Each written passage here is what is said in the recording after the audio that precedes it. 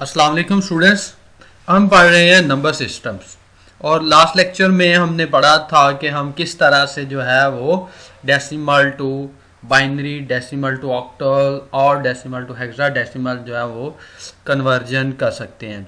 इसी तरह इसके वाइस वर्सा भी हमने देखा था कि अगर हमने बाइनरी टू डेसिमल भी कन्वर्ट कर सकते हैं, हम ऑक्टल टू डेसिमल कन्वर्जन भी हमने देखी थी और हेक्साडेसिमल टू डेसिमल कन्वर्जन भी हमने पढ़ी थी। अब आज के लेक्चर में हम बेसिकली जो है वो डेसिमल को निकाल के उसके अलावा बाकी जो कन्वर्जन्स हैं, जिस तरह जो है वो ऑक्टल टू बाइनरी है, हेक्साडेसिमल टू बाइनरी है और इसी तरह बाइनरी टू ऑक्टल है और बाइनरी टू हेक्साडेसिमल है और उसके अकॉर्डिंगली जो है वो हेक्साडेसिमल टू ऑक्टल है और ऑक्टल टू हेक्साडेसिमल है। तो बेसिकली ये तकनीक जो ऑक्टल टू हेक्साडेसिमल या हेक्साडेसिमल टू ऑक्टल या बाइनरी टू ऑक्टल और बाइनरी टू हेक्साडेसिमल है, ये ऐसी तकनीक्स हैं जिनको हम डायरेक्ट कन्वर्जन टेक्निक्स कहते हैं।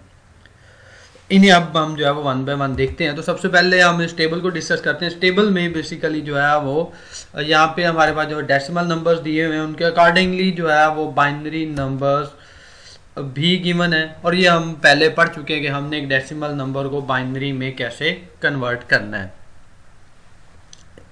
और यहाँ पे अगर आप देखेंगे तो ये हमारे पास डेसिमल नंबर्स हैं, जबकि हेक्साडेसिमल में इन्हीं डेसिमल नंबर्स के अकॉर्डिंगली हमारे पास जो है वो ये नंबर्स आते हैं। बाकी हेक्साडेसिमल में ये नंबर्स इसी तरह से सेम रहते हैं, लेकिन इन नंबर्स को अगर आप नोट करेंगे तो ये सारे नंबर्स जो हैं वो 4 बाइनरी नंबर्स में हम इनको रिप्रेजेंट कर सकते हैं।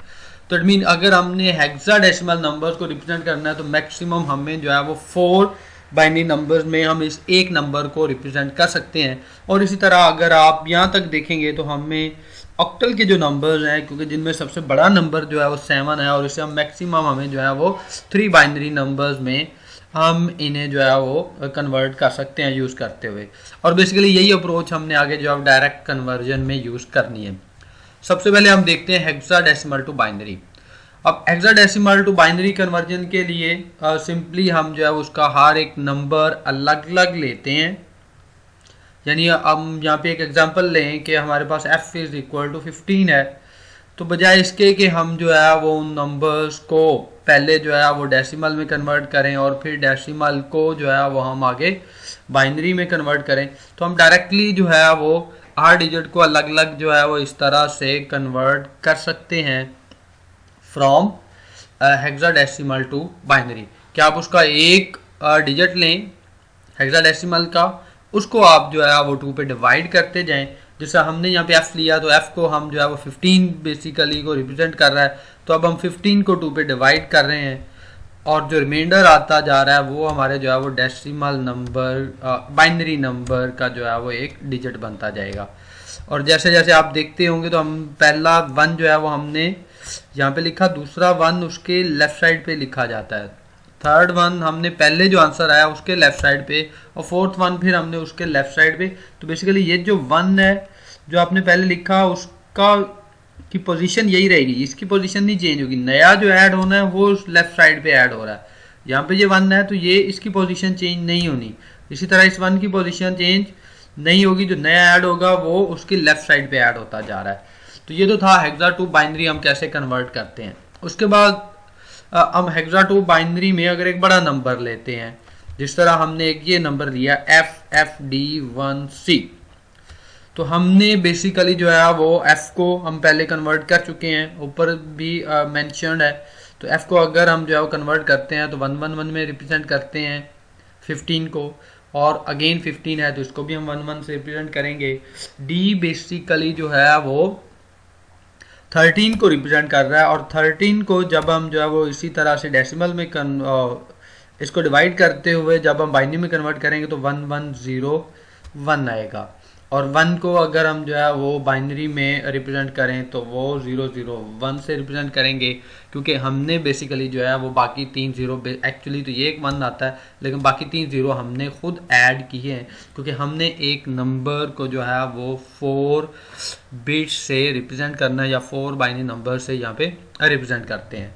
और इसी तरह फिर जो है वो सी है तो उसको भी हमने इस तरह से 1100 में कन्वर्ट कर दिया, और सी क्योंकि एक्चुअली जो है वो 12 को रिप्रेजेंट कर रहा है, और 12 के लिए जो है वो अगर आप यहाँ पे देखेंगे तो यहाँ पे भी 12 के लिए जो 111100 है।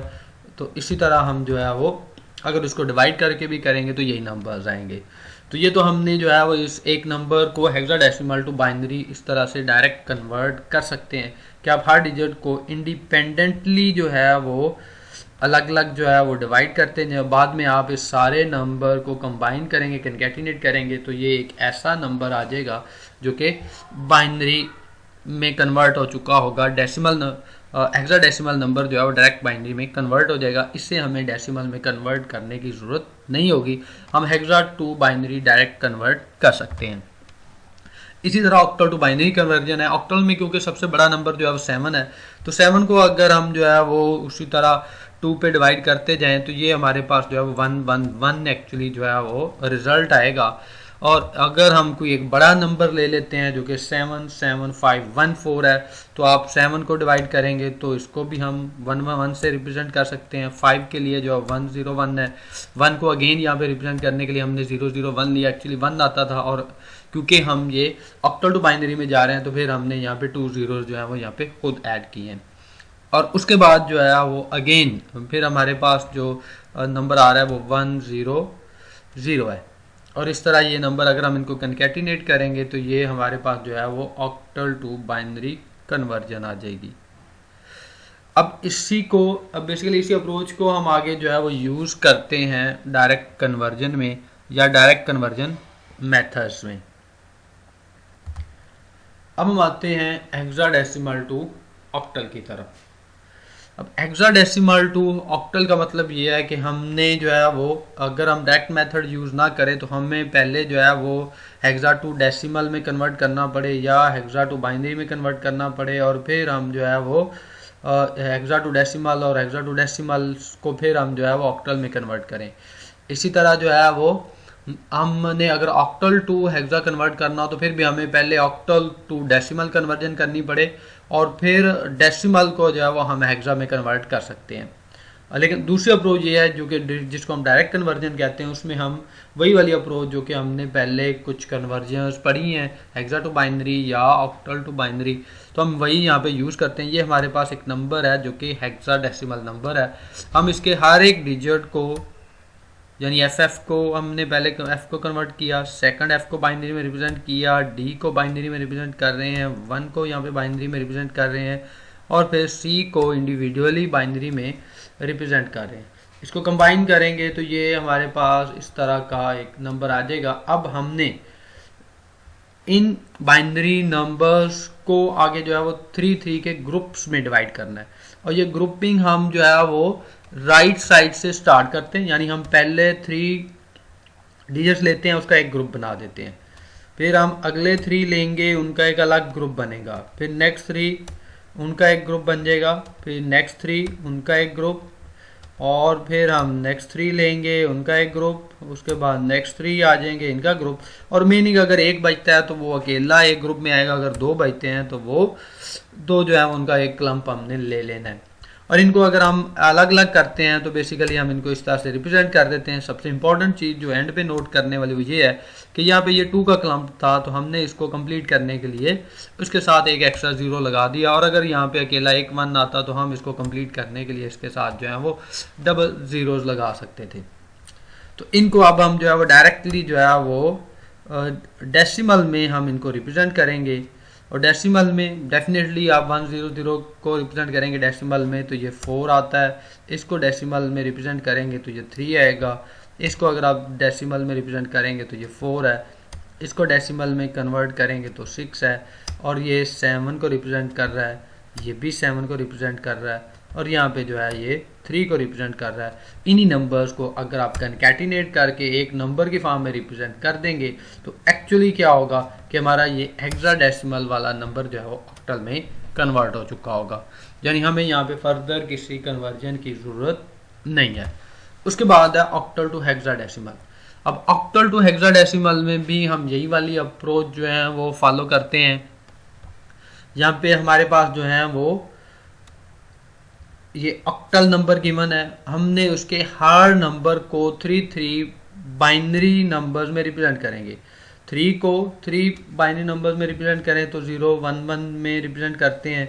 7 के लिए 1 1 1 है, 7 के लिए अगेन 1 1 1 है, 6 के लिए 1 1 0 है, 4 के लिए 1 0 0 है, 3 के लिए 0 1 1 है और 4 के लिए जो है वो 1 0 0 है।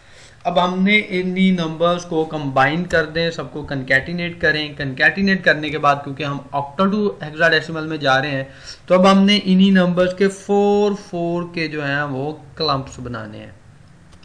इनके जब आप 4 4 के क्लम्प्स बनाएंगे तो ये इस तरह से जो है वो